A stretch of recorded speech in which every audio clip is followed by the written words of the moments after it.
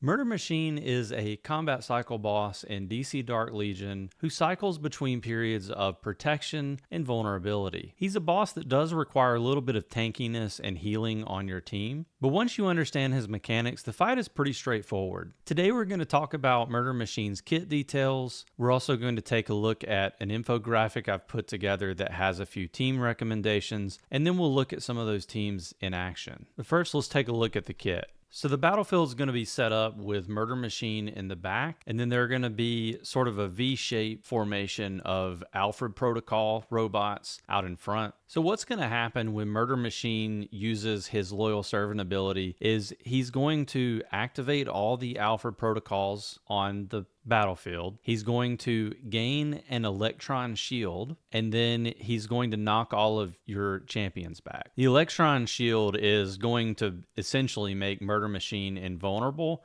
You'll be able to attack the Alfred protocols and do some damage against them.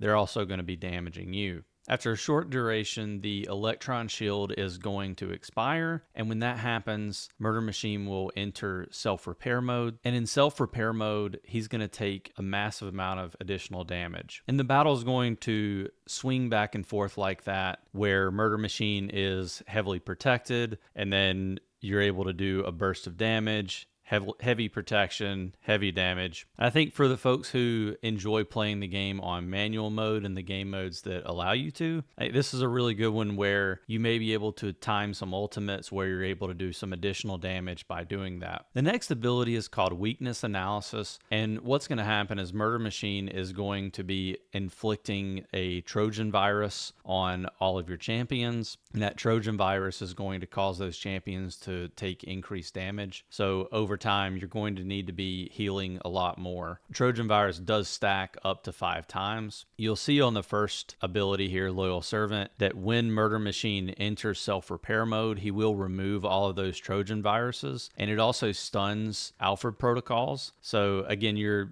kind of able to sustain a little bit whenever that happens. Those Trojan viruses go away, you're able to kind of heal yourself up a little bit, and then the next onslaught happens. And then the last ability is called Laser Net. So while Murder Machine's electron shield is active, he'll be able to use this ability, and it's sort of a sweep AoE. It's kind of similar to the Lex Luthor AoE where it goes horizontally across your screen, but he'll be able to do that, and it usually affects both your front and back line, so you got to watch out for this one. And that's really it for the kit. Let's talk about team composition for a few moments. You'll see that in a lot of ways this combat cycle guide is going to mirror the Devastator guide, at least for free-to-play and light spenders. In general, you want to be focusing on a little bit of sustainability using your Wonder Woman or another tank type character. I will mention that you can run this event without having a true Guardian in your roster. So you could, especially for light spenders, you could remove your Wonder Woman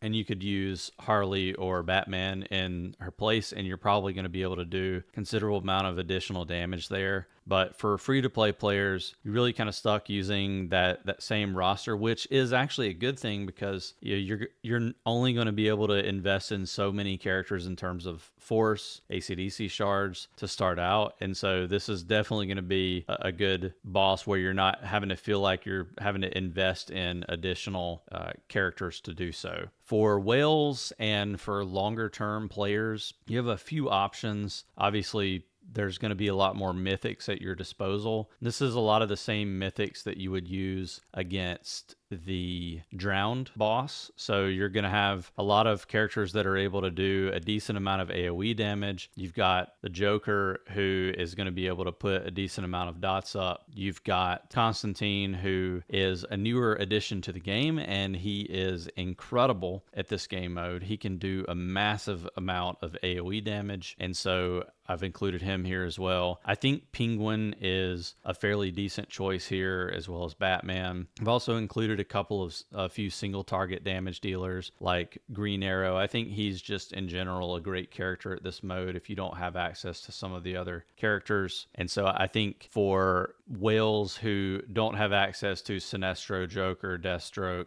Constantine, you're still going to have some really good options to do a lot of damage in this game mode. As usual, I've included sort of the staple healers here. I wonder whether Raven would be able to do well in this game mode, especially with the Justice League Dark team if you were trying to do that. But I think in general, having one of these other healers is fine. And then, of course, I've included those 0-star viability champions that I think would be useful in this game mode. So that's your Zatanna, especially if you're going to be using Constantine. And then I've also included Cyborg here because Cyborg obviously will be able to help you ramp up your damage as well. So let's do a few runs. And the first run that we'll do is going to be your staple free to play. We're going to assume that you don't have Superman, so we're running Harley instead. Let's just see what this one can do. And I'll try to explain a little bit of this as well so you're not sitting in silence. You can see that the Electron Shield is on. He's using his ability, the AoE swipe ability. You'll notice that in general, you're able to sustain in this fight fairly easily with one healer. Wonder Woman is great because she does have that shield, so she's going to soak up a decent amount of damage. Okay, so you can see that he just went into his self-repair mode, and now he's back out with the Electron Shield. It happens really fast. You know, it's not like where he's half the time he's the first half he's in Electron Shield, and then the second half he's in self-repair. So again, for those players who like to do manual mode, you really do have to be paying attention so that you can get some of those ults off if you would like.